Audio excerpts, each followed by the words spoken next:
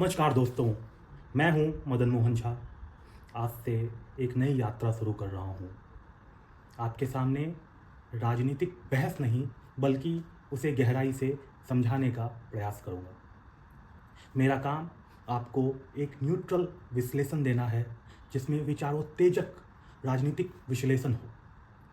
मैंने बहुत सारे राजनीतिक जो आप मूर्धन्य व्यक्ति देश में हैं उनके साथ काम करने का मुझे अवसर मिला है और मैं उस माध्यम से आपको कह सकता हूँ जो राजनीति जो पर्दे के पीछे चलती है और राजनीति जो आपको दिखती है वह दोनों अलग अलग है।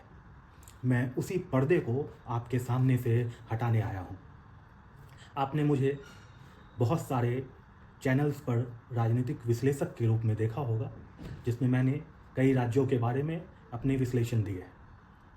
आज मैं एक नई यात्रा शुरू करने जा रहा हूँ। इस चैनल के माध्यम से आपके सामने आऊँगा और जो राजनीतिक जो दृश्य और जो परिदृश्य भारत में चल रहा है उसके बारे में जो फीडबैक होगा ग्राउंड से, राजनीतिक पार्टी से, वो आपके सामने रखने का प्रयास करूँगा।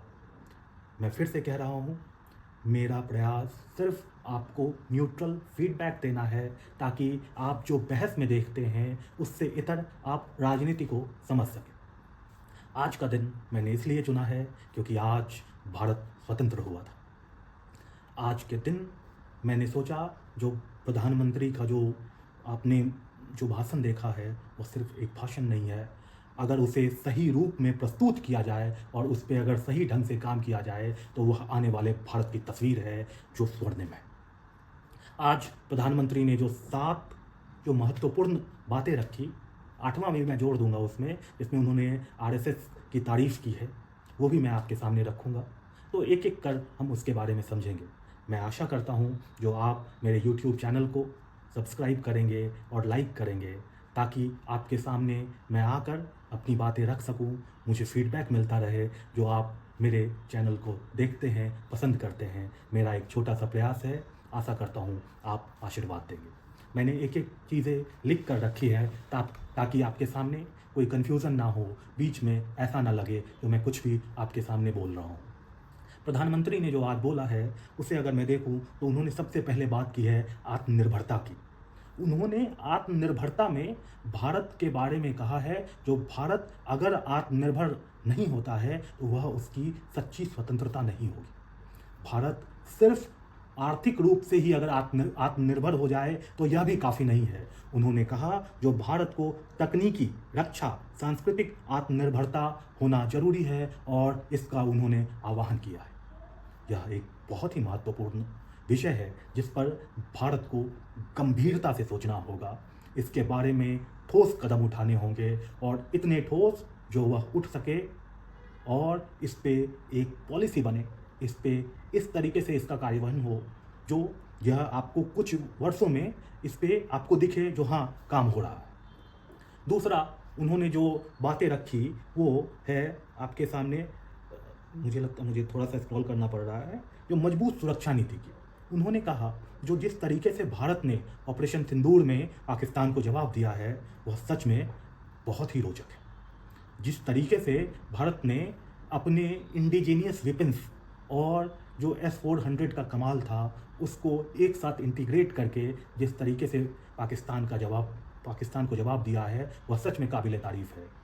भारत ने जिस तरीके से डिफेंसिव ऑफेंस की नीति अपनाई है वह भारत को सच में स्वतंत्रता के एक कदम, आप स्वर्णिम अक्षरों में आप उसे कह सकते हैं। जो उन्होंने बताया है वह बहुत ही महत्वपूर्ण है। भारत अब सुरक्षा मामलों में समझौतों से ज़्यादा निर्णायक कार्रवाई को प्राथमिकता देगा। तीसरा जो उन्होंने कहा है यह बहुत ही महत्वपूर्ण है और इसके इंटरनेशनल जो आप देखेंगे रेप्लिकेशन होंगे। भारत ने जहां तीसरा जो आज प्रधानमंत्री ने जो रखा है किसान, मछुआरों और गरीब तबका का, उनका जो स्टेटमेंट है उन्होंने कहा है मैं आपके साथ हूं और दाम कम दम ज़्यादा। भारत इस नीति पर अगर चलता है तो वह सच में एक आर्थिक विकास की यात्रा में उसके कदम में एक और कदम बढ़ेगा। भारत की यह यात्रा स्वर्णिम हो यह पूरे देशवासियों की कामना है और जो प्रधानमंत्री ने किसानों और मछुआरों के लिए जो सीधा संदेश दिया है वह बहुत ही ज़रूरी था। इसका आप देखेंगे कि इन्होंने एक तरीके से अमेरिका को भी जवाब दिया है, जो मोदी बीच में खड़ा है और वह इस कम से कम एग्रीकल्चर मामले पर जो है नहीं झुकेगा। मुझे लगता है जो चौथा जो मामला है वह पूरे देश में एक कौतूहल का विषय है, क्योंकि जीएसटी पर जिस तरीके से उन्होंने राहत की बात की है, अगर टैक्स कम होते हैं, दाम कम होता है, तो ये पूरे भारत में जो गरीब तबका है, जो लोअर मिडिल क्लास और गरीब तबका है, उसके लिए बहुत ही फ़ायदेमंद होगा। यह जो अब छोटे छोटे जो बिजनेसमैन हैं उसके लिए बहुत फ़ायदेमंद होगा और यह भारत के आर्थिक विकास यात्रा में और मजबूती की तरफ एक और बड़ा कदम होगा। पांचवा बिंदु जो उन्होंने रखा है वह है ऊर्जा और तकनीक में भारत की छलांग। मैं इसे पढ़ देता हूँ। प्रधानमंत्री ने कहा कि भारत ने 2030 का 50% स्वच्छ ऊर्जा लक्ष्य 5 साल पहले ही पूरा कर लिया। यह बहुत ही हर्ष का विषय है। उन्होंने कहा जो सौर, हाइड्रोजन और नाभिकीय ऊर्जा पर जो है और जोर देने की ज़रूरत है। साथ ही उन्होंने यूपीआई और डिजिटल प्लेटफॉर्म की भी चर्चा की, जो भारत को एक तरीके से आप कहते हैं जो स्वावलंबी बनाता। जो उन्होंने छठा मुद्दा रखा है, यह राजनीतिक रूप से आने वाले दिनों में एक बहुत ही संघर्ष का कारण होगा। आप देखिएगा जो आने वाले वक्त में जो डेमोग्राफिक मिशन की जो प्रधानमंत्री ने बात की है, आने वाले कुछ ही महीनों में यह राजनीतिक मुद्दा और गरमाएगा। इस पर आप तीखी बहस होते हुए देख सकते हैं, इस पर आप तीखा प्रदर्शन होते हुए देख सकते हैं। यह मुद्दा प्रधानमंत्री के दृढ़ संकल्प को भी दर्शाता है। उन्होंने एसआईआर हो या और कोई भी जो डेमोग्राफी को जो चेंज करने वाला मुद्दा है, उनका ये सख्त संदेश है। इस पर आगे क्या होता है यह देखना बहुत ही रोचक होगा।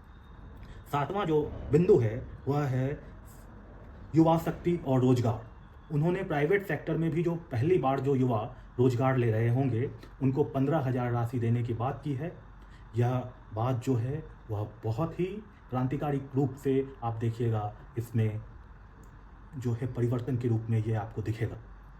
हो सकता है जो कुछ दिनों में आप देखेंगे जो इसका फ़ायदा बहुत सारे लोगों को मिलेगा, नए स्टार्टअप्स आ सकते हैं और इससे भारत की आर्थिक प्रगति होगी। मुझे लगता है भारत ने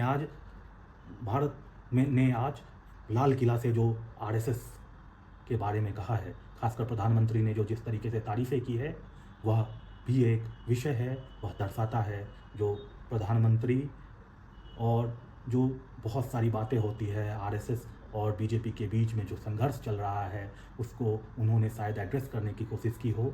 यह विषय आपको धीरे धीरे खुलेगा। आपको मेरा यह विश्लेषण कैसा लगा मुझे कमेंट के माध्यम से ज़रूर बताइएगा।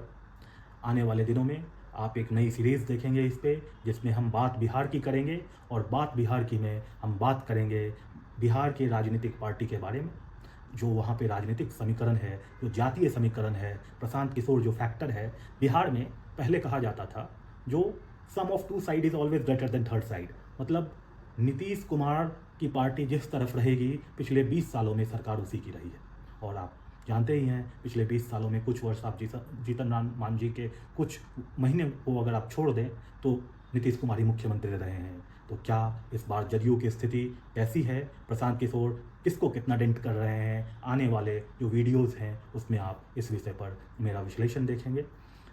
बहुत बहुत धन्यवाद आपको यह वीडियो देखने के लिए। मैं आशा करता हूँ, उम्मीद करता हूँ जो आपको यह वीडियो अच्छा लगा होगा। अगर आपको यह वीडियो अच्छा लगा तो लाइक कीजिएगा, सब्सक्राइब कीजिएगा, ताकि हमें और प्रेरणा मिले और हम आगे नया वीडियो बना सके आपके लिए।